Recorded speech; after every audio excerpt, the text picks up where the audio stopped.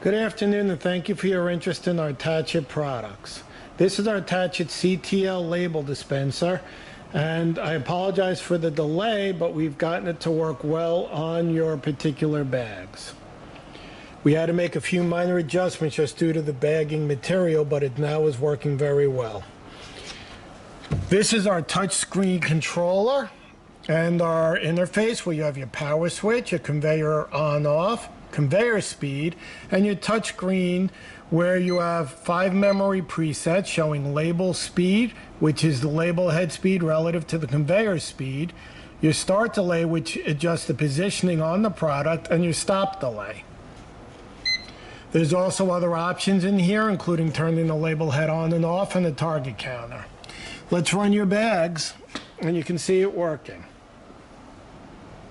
So I'm just going to turn on the conveyor. We come to the front.